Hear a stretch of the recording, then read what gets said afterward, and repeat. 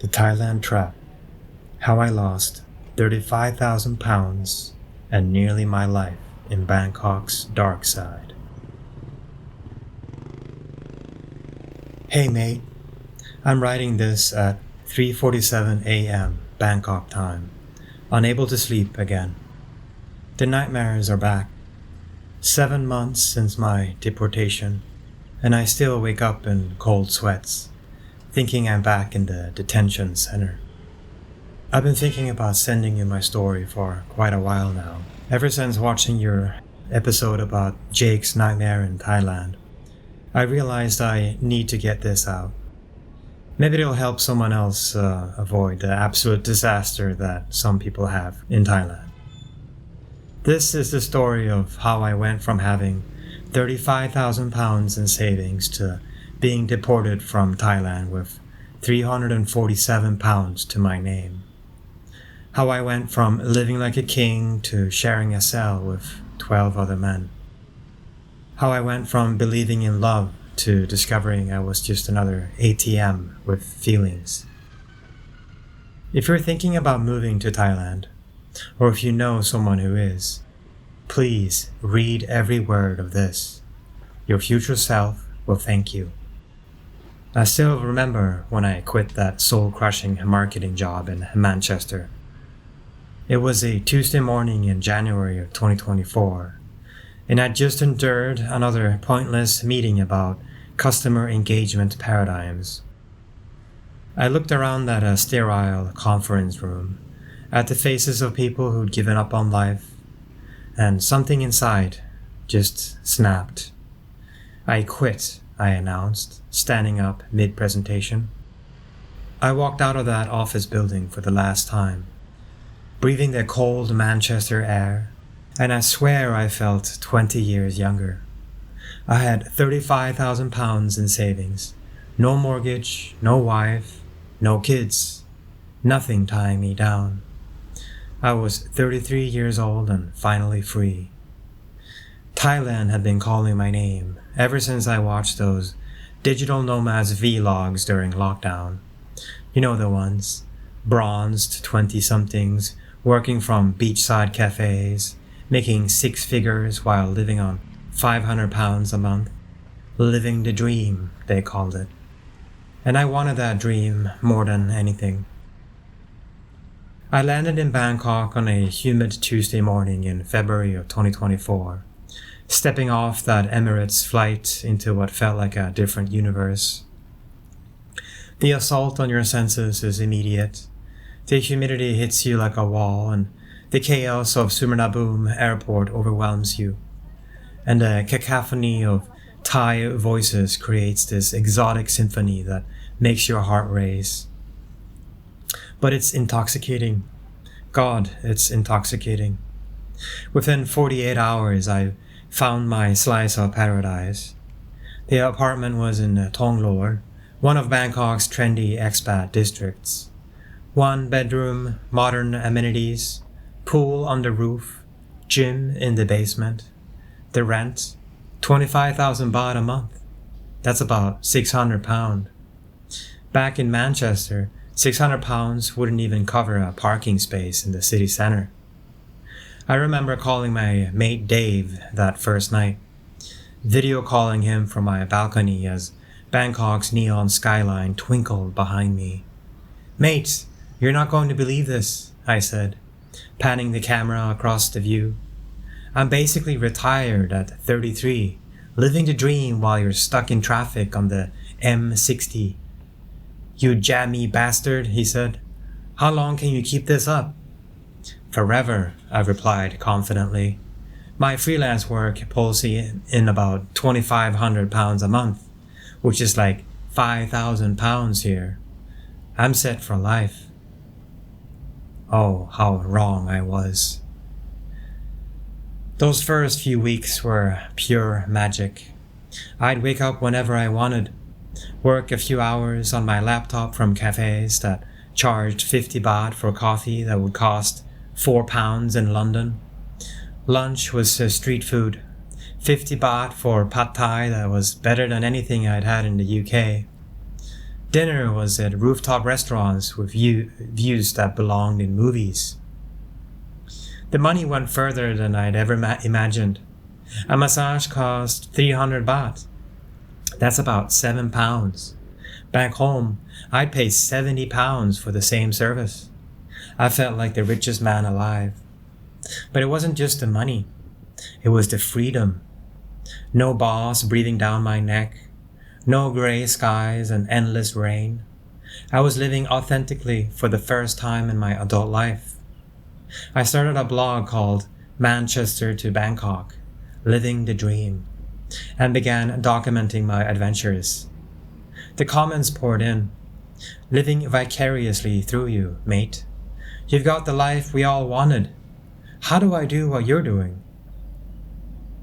After a month of pure tourism, I started getting restless. That's when I discovered Bangkok's massive informal economy for expats. English tutoring was everywhere. Native English speakers wanted 500 baht per hour. The math was simple. Teach for 4 hours a day, make 2,000 baht. Live comfortably. No work permit required for casual conversation practice. Everyone does it, explained Sarah, an Australian girl I'd met at a rooftop bar. Immigration doesn't care about small stuff like that. I started with one student, a university kid named Som, who wanted to improve his conversation skills. Within a month, I had 5 irregular students. That's 10,000 baht a week, about £200, just for having conversations. Combined with my freelance work, I was making more money than I'd ever made in Manchester, with a fraction of the expenses. I remember texting my dad, I'm making more money working 20 hours a week in Bangkok than I made working 50 hours a week in Manchester. I think I've cracked the code. His reply, just be careful, son. If it seems too good to be true. I dismissed his concern as typical parental worry. What did he know about the digital nomad lifestyle? It was a Friday night in April, and I was celebrating my 2-month anniversary in Bangkok at Octave, one of those rooftop bars that make you feel like you're floating above the city. I just closed a big client deal and was feeling invincible. That's when I saw her. She was sitting alone at the bar, and when our eyes met across the crowded rooftop, I swear time stopped. She wasn't just beautiful, though she was stunning. There was something about the way she carried herself. Confident, elegant, like she belonged in this elevated world. Is this seat taken? I asked, gesturing to the empty bar stool beside her. She looked up with those incredible dark eyes and smiled. It is now. Her name was Mai, and she was unlike any woman I'd ever met. She worked in marketing for an international firm, spoke perfect English with just a hint of an accent that made everything she said sound musical. We talked for hours about everything. Her job, my travels, our dreams. Most Farang men come here with wrong ideas, she said. They think Thai women are simple, desperate. They don't understand we have our own lives, our own dreams. I nodded earnestly. I'm not most Farang men. She studied my face for a long moment. No, she said finally. I don't think you are. We stayed at that bar until closing time, then walked through the neon-lit streets of Sukhumvit, talking and laughing like old friends. When I finally worked up the courage to kiss her goodnight, she kissed me back with a passion that made my knees weak. Our first proper date was a hidden restaurant in Chinatown that she knew about. We sat on plastic stools, eating incredible food that cost about £3 total, and I felt more connected to her than I'd ever felt to anyone. You're different from other foreign men, she said, reaching across the table to touch my hand. You want to understand Thailand, not just consume it. Within 2 weeks, Mai was staying over most nights. Within a month, she'd moved in half her belongings. It felt natural, inevitable, like we were meant to be together. My apartment transformed from a bachelor pad into a home. She added touches of femininity, flowers, candles, photos of us together. She cooked amazing Thai food, taught me basic phrases in Thai, helped me navigate the complexities of Bangkok life. The sex was incredible, not just physically, but emotionally. She'd trace patterns on my chest in the morning and whisper about how different I was from other men she'd known. "You have a good heart, James," she'd say. I was completely, utterly, and hopelessly in love. We talked about the future constantly. Marriage, maybe starting a business together, traveling Southeast Asia as a couple. She'd show me pictures of her hometown in Isan, describe the house she wanted to build for her parents. In Thailand, when man and woman love each other, they take care of each other, she'd say. Family is everything. The first crack in paradise appeared about 6 weeks into our relationship. Mai mentioned being short on rent for her old apartment. "Landlord is giving me problems," she said with a sad smile. "He wants 2 months' rent up front, but I already paid last month." I didn't even hesitate. "How much do you need?" 5,000 baht, she said. "I'll pay you back next week when I get salary." I transferred the money immediately. What's 100 pounds when you're helping the woman you love? But she never paid me back. When I mentioned it a few weeks later, she looked confused. "I thought that was a gift," she said. "In Thai culture, when man love woman, he take care of her. You don't give gift and then ask for them back." Over the next few months, the requests became more frequent. Her mother needed medicine, 3,000 baht. Her brother's motorbike broke down, 8,000 baht. Her company was late paying salaries, 10,000 baht. I started keeping a mental tally despite myself. Rent issues, 5,000 baht. Mother's medicine, 3,000 baht. Brother's bike, 8,000 baht. Salary delays, 10,000 baht. Various emergencies, 15,000 baht.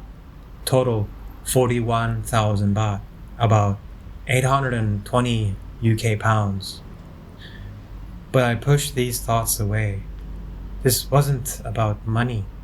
This was about building a life together. The first major red flag came in month 4. Mai asked for 10,000 baht for her sick mother's medical bills. "Mother is in hospital," she sobbed. "She needs surgery for her heart. I don't have money for deposit." I transferred the money immediately, holding her as she cried.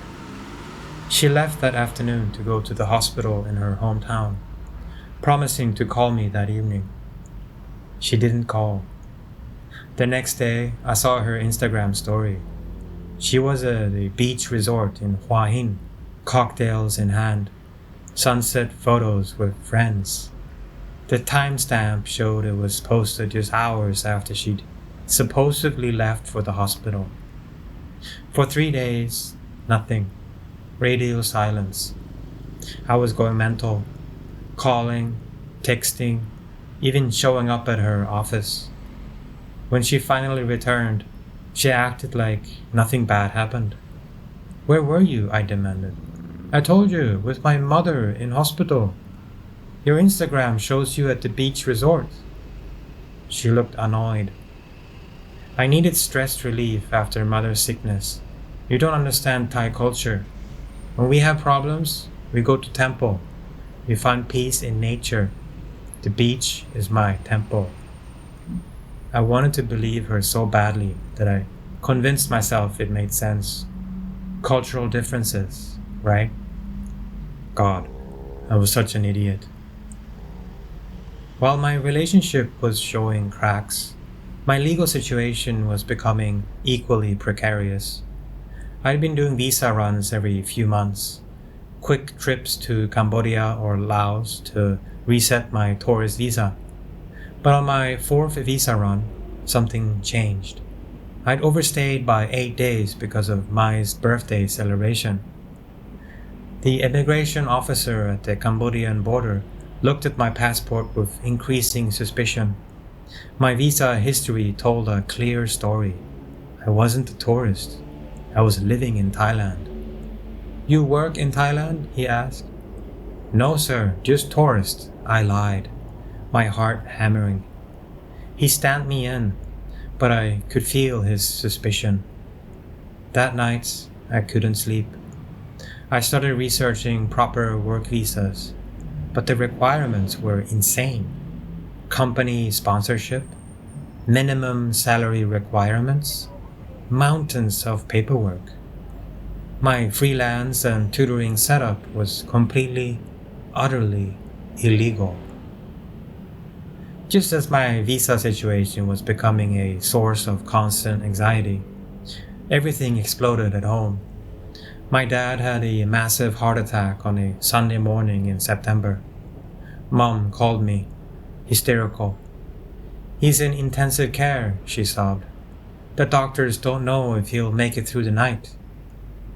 I booked the next flight to Manchester, but it was 18 hours door to door. 18 hours of pure hell, imagining arriving too late. He survived, thank God. The medical bills were staggering. I wired £8,000 home without thinking twice. Then another £3,000 2 weeks later. My savings were evaporating.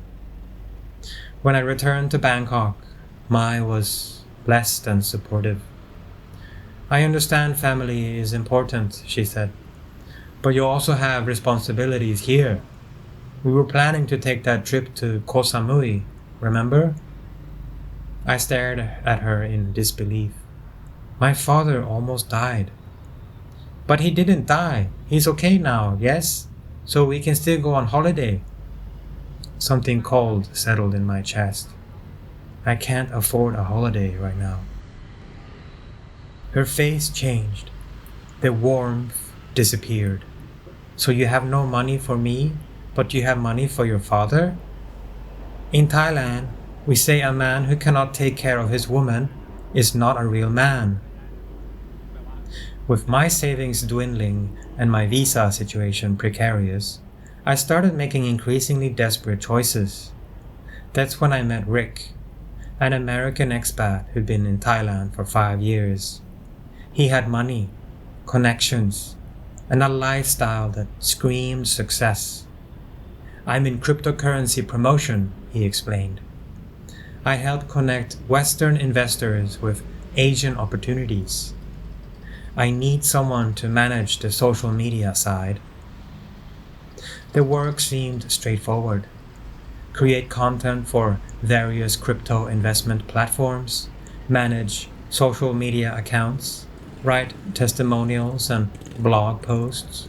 The pay was incredible. £500 a week, cash. I knew it was dodgy the moment I started. The testimonials I was writing were fake. Made up stories about people making millions from investments that barely existed. But £500 a week was £500 a week, and I was desperate. One night, I made a decision that would change everything. Mai was sleeping beside me, her phone charging on the nightstand. I knew it was wrong, but I was going insane with suspicion. I checked her phone. What I found destroyed me. There were messages with another foreigner, a German guy named Gustav. The conversations were flirty, intimate, full of the same pet names she used with me. She was calling him my love and darling, the exact same words she whispered to me in bed. The messages revealed the truth. Gustav was her boyfriend, had been for over a year. I wasn't her boyfriend. I was her side hustle. There were conversations about me, about how much money I'd given her, about how to extract more. She'd screenshot my bank transfers and send them to Gustav with laughing emojis. English guy gave me 10,000 baht for fake mother hospital bill. So easy to make Farang pay for everything. He thinks I love him, LOL. I was just another ATM with feelings. When I confronted her the next morning, she didn't even try to deny it. You looked at my phone, she said. That's very bad, James. Thai woman phone is private. You've been lying to me for months. I never lied. I never said I love only you. She looked at me with something approaching pity. James, you are a nice man, but you are not my boyfriend. Gustav is my boyfriend. You are, sponsor. The casual cruelty took my breath away. Sponsor? You help me with money. I help you with companionship. It's business relationship. You knew this. All Falang know this. You just pretend not to know because it makes you feel better. She started gathering her things. I cannot stay here anymore. You are too emotional, too Western. She left, and I never saw her again. Everything came crashing down on a Tuesday morning in November. I was at a restaurant I'd invested in through Rick's nominee company scheme when I heard shouting outside. Immigration police, 6 of them, in plain clothes, surrounding the building. James Mitchell, one of them asked. My blood turned to ice water. Yes? You are under arrest for working without permits in Kingdom of Thailand. The next few hours were a blur of handcuffs, police stations, and phone calls to lawyers I couldn't afford. Someone had reported me. The authorities had been watching for weeks, documenting every time I interacted with staff or made business decisions. Your work permit is fake, the investigating officer explained. Your Thai partner, she report you to police. The next 3 weeks were the worst of my life. Bangkok Immigration Detention Center is a vision of hell designed by someone who'd never heard of human rights. I shared a cell with 12 other men, 1 toilet for 13 people, meals that were barely edible. The smell was indescribable, a mixture of human waste, unwashed bodies, and industrial disinfectant. I got dysentery in week 2 and lost 15 pounds. The guards provided no medical care beyond telling me to drink more water. I spent 3 days shitting blood and water, convinced I was going to die in that concrete cell. But the physical discomfort was nothing compared to the mental anguish. I had endless hours to think about every stupid decision I'd made, every red flag I'd ignored. The worst part came when another detainee, a Swedish guy named Lars, recognized Mai's photo on my phone. Oh, you know Ploy? He said casually. Ploy? Her name is Mai. Lars laughed bitterly. Mate, her name is Ploy. She did the same thing to my friend Erik last year. Took him for about 200,000 baht before disappearing. The full scope of her operation became clear. Mai, or Ploy, had a system, a carefully orchestrated scam that she'd been running for years. target lonely expats, make them fall in love, extract as much money as possible, then disappear. Gustav wasn't her boyfriend. He was her next mark. And I was just another ATM with feelings. They deported me on a cold December morning. The numbers tell the story. 347 pounds left in my account. A suitcase full of clothes that reeked of detention center disinfectant, and a 5-year ban from entering Thailand. The 13-hour flight to Manchester felt like a journey through hell. I kept thinking about all those video calls where I'd brag to friends back home, showing off my amazing life, acting superior to their boring jobs. How wrong I'd been about everything. I'd been back in the UK for 7 months now, and I'm still picking up the pieces. Living in my childhood bedroom at 34, working at a call center, seeing a therapist twice a week. The depression hit like a tsunami. There were days I couldn't get out of bed, couldn't face the mirror.